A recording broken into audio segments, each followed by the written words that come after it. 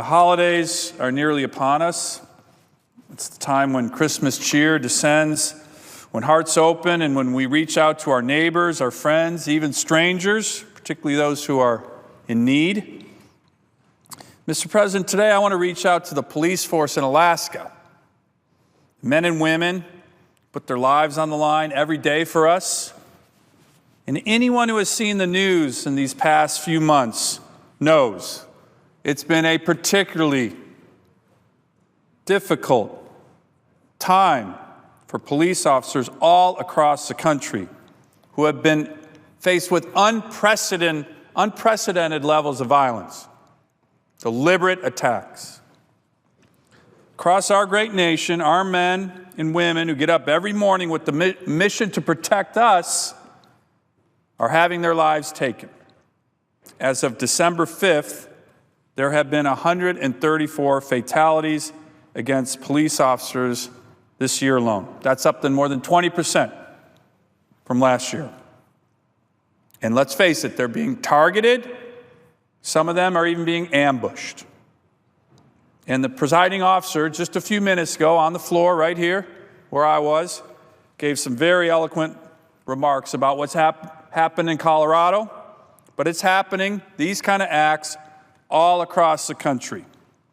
Iowa, Massachusetts, Texas, California, Colorado, Pennsylvania, Georgia, and unfortunately more than once in recent weeks in my home state of Alaska. One brave Anchorage police officer, Arn Sala, who was a victim of a cowardly ambush in Alaska, thankfully survived. The incident resulted in the arrest and then killing of an accused murderer who's now been accused of killing 5 others in Anchorage.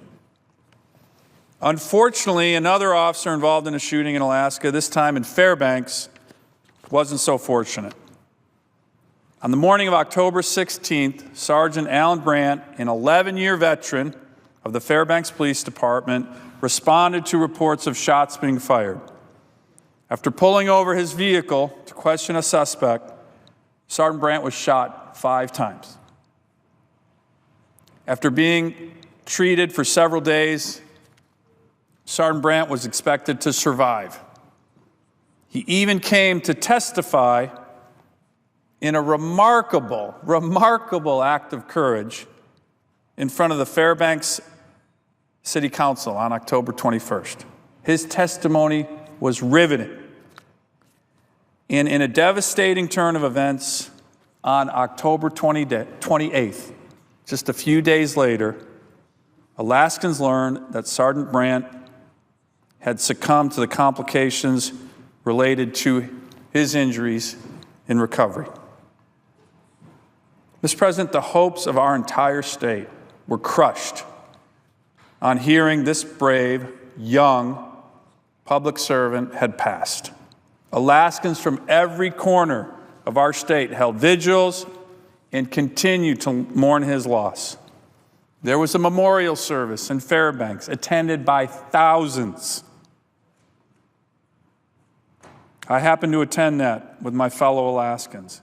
It was one of the most moving services I have ever attended. At the memorial service, Sergeant Brandt's testimony from just a few days earlier in front of the Fairbanks City Council was played. There he was, speaking to all of us on these important issues. It was so powerful and so moving to see this young man so articulately speak about issues that don't just impact Fairbanks, Alaska, but the whole country. Sergeant Brandt left behind his wife, Natasha, and their 4 young children under the age of 8. Mr. President, I'm talking about his testimony that he gave in Fairbanks that was played as his memorial service that was so powerful. It was only a few days earlier that he had been shot. He gave this testimony, and then unfortunately he passed. Mr. President, I'd like to read several excerpts from this testimony because I think it reflects not only on the importance of this issue, but it shows this young man speaking on something that impacts the whole country. So here's the testimony that he gave at the Fairbanks City Council. There was thunderous applause, of course, when he walked in. A man who had been shot 5 times just a few days earlier.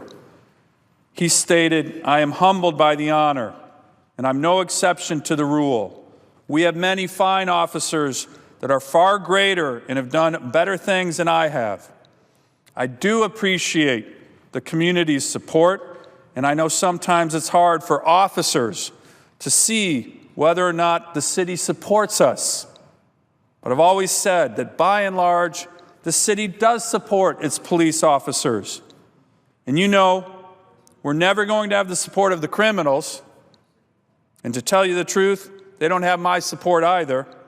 However, I do support their constitutional rights and their free exercise of them." He continued, "I've seen the hand of the Lord in my situation. Can you believe I was shot 5 times through the legs, and yet I walked into this room? There's a bullet. It's almost healed up, but right here over my heart, where my vest certainly saved my life. I appreciate the support of the community, the Fairbanks Police Department, the Anchorage Police Department, the Alaska State Troopers, and other officers. But our officers do a very hard job," he continued, "and they need your support," he told the citizens of Fairbanks. Unfortunately, when an officer gets shot or something bad happens, it's just human nature. We don't think about things we need to until something bad happens.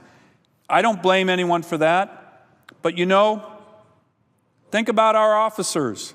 I've worked for the city for 12 years. Probably 10 of those years I worked weekends when my friends are off. I work at night and sleep during the day. I don't sleep with my wife, and the other officers too. I was never called a racist until I put the uniform on. You know, once you put a police uniform on, you can be called that. I can't ever let my guard down, not at Fred Meyer, not at my house. I've traveled everywhere armed, always vigilant, always watching. And the other officers over there, they're the same. So we need your support. We need your support. Not just when bad things happen, but the officers over there do a hard job. And most of the time it's thankless. And we've really appreciated the outpouring of support that comes from this. He concluded, Mr. President, his testimony. He called out to one of his buddies. I think Sergeant Barnett's here, and I want to thank him. Sergeant Barnett was the first on the scene. And until he got that tourniquet on my leg, I didn't think I was going to survive because I was bleeding a lot. But let me leave you with this last story he told his fellow Fairbanksans. The night I was shot, I had my 4 kids and my wife on my bed. And I read them a story like I always do. And after the story, I told them, I think I'm going to get shot tonight. Can you imagine that? Saying that to your kids? He continued, and it happened. And in the middle of the gun battle, that's all I could think about. He concluded by saying this. Can you imagine telling your kids before you go to work that you're going to get shot? Well, that's what our police officers deal with every day. And I'm not complaining, but I just want you to know what it's like, the life of a police officer. But then he looked at the audience and said, but we appreciate your support.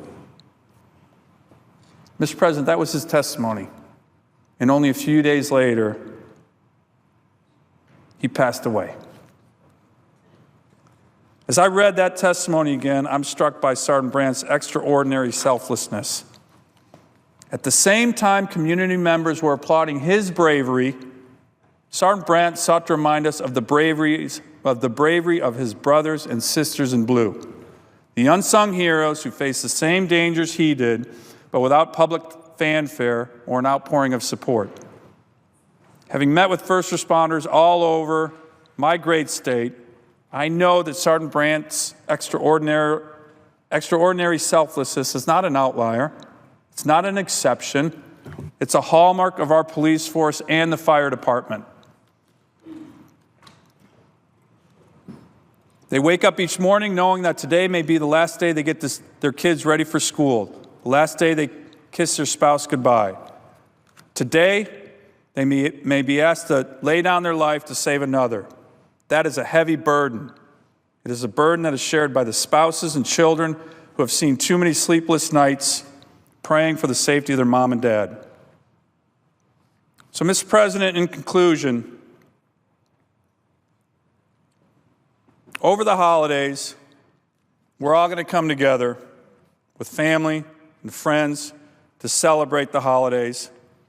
We're going to remember our troops overseas, but let's keep in mind the sacrifices being made by our brave officers as well as their families who will be on the beat during the holidays, just like our members of the military, protecting us. And on behalf of my fellow Alaskans, I want to express my profound gratitude and thanks to our proud law enforcement community for all they do to keep our community safe. Mr. President, I yield the floor.